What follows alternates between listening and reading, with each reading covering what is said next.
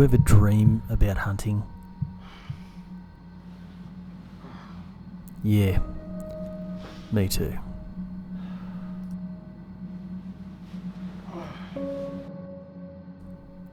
That's the reason that Darren, Scott and I have driven 8 hours to get here.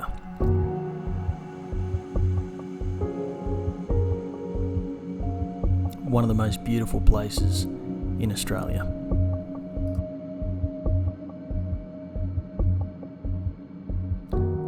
Over the next 3 days, our generous hosts are allowing us to stay in this hut. Now, this hut has been used by their family for 170 years. It's truly incredible. Now, on this trip, we're going to be chasing fallow deer. In New South Wales, on public land, fallow deer are considered a game animal, but on private land, they're classified as a feral pest. Now, they were introduced into Australia in the 1830s in Tasmania before being brought to the Australian mainland in the 1880s. Now, because fallow is a medium-sized deer, we've all chosen to use the .308 Winchester as our cartridge for this trip. Scott is using a Hauer stainless steel hunter in a Boyd's laminated stock with a Harris bipod. His scope is a Vortex 4-16x44 Diamondback Tactical, which is a first focal plane scope. Darren's going to be using his Tikka T3 stainless hunter in factory polymer stock. His scope is a 3-9x40 Zeiss Conquest. I'm going to be using my Lithgow Arms LA102 with laminate stock, black Cerakote finish and Harris bipod. The scope I'm using is the Steiner 2-10x42 GS3 with S1 reticle. So we got settled in and started preparing for the following day.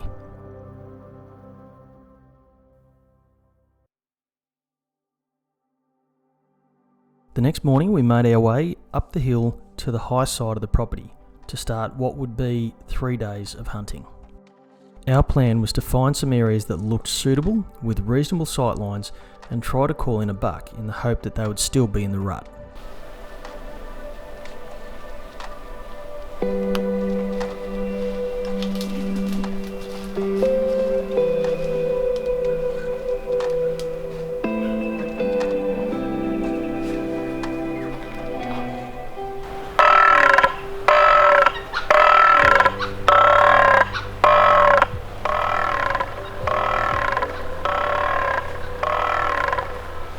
But as the weather changed, we discussed other options. Sun's sort of staying behind those clouds, so it's not actually coming up above the thing like we wanted it.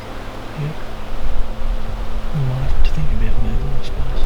I'm just wondering whether it's worth walking up through these trees and trying to get up on that next ridge there and seeing what's down the other side. Yeah, maybe. So you can see that more that we saw earlier. Yeah. Just got to be, same as usual, just got to be in the right spot at the right time, don't you? Yeah, we should probably just go to where the deer are. Well, let's do that now. Yeah. Yep, okay. So from here we decided to do a combination of walking the timbered ridgelines and then pausing to use the caller and glass for deer where we had a good vantage point. There were signs of the rut everywhere, but by the look of it, we're about a week too late. As day one concluded without success, we headed back to the hut, got the fire going and settled in for the night.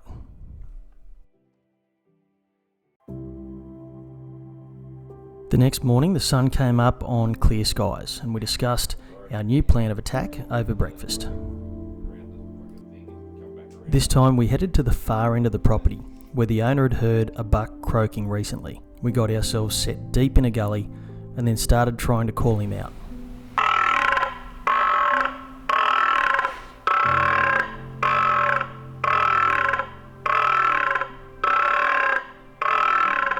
But no luck. When we came out of the gully, we found a cold front had moved in and the wind had picked up dramatically.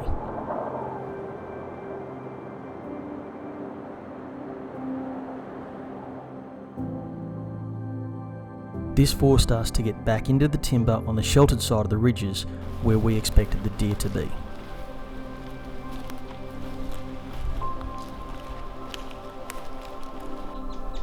And it was while we were doing this that I had the opportunity to take a shot.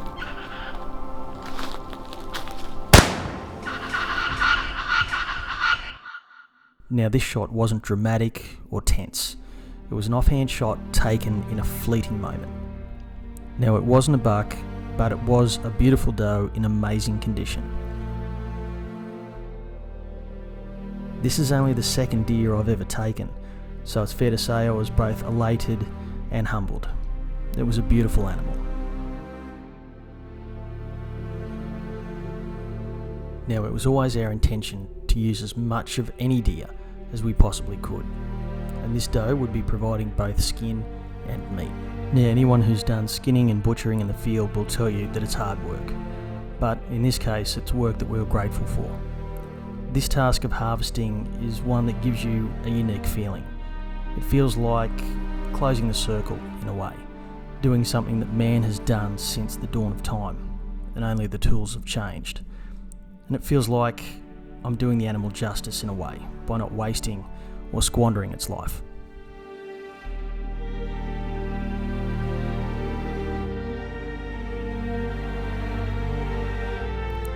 And then there's this place. It's huge. The land we're hunting is just beautiful, almost pristine. When we would stop moving and glass the slopes, we were constantly telling each other about how incredible this place was. To be able to watch snow falling on the mountains on the horizon is a rare thing in Australia. Walking quietly through the bush, taking in everything around you, leaves no room in your head for first world problems. And to top that off, we get to share these moments with real mates and share and celebrate each other's success.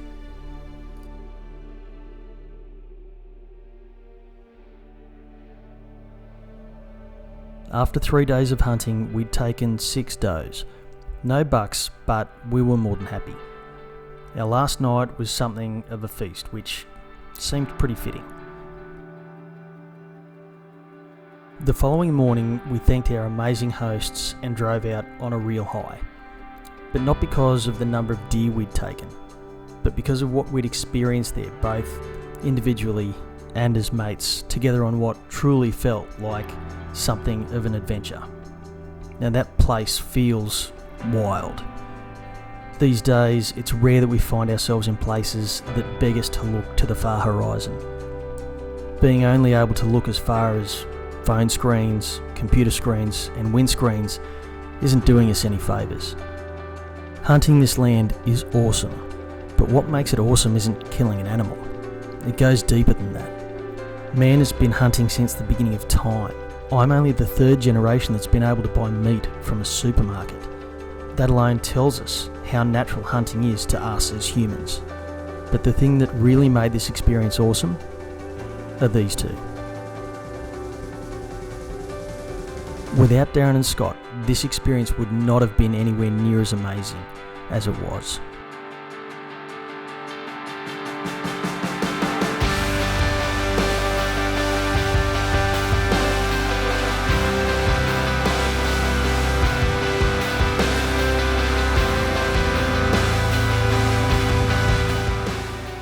To me, hunting is about connection. Connection to nature, the animals, the land. It's about connection to who we are, and it's about connection to our friends and our family. Now, there is a word that we would use to describe a group of people made of friends and family, and that's tribe. So, get out there and create your adventures. Build your tribe. My name is Ben, and you've been watching The Long Gun Project.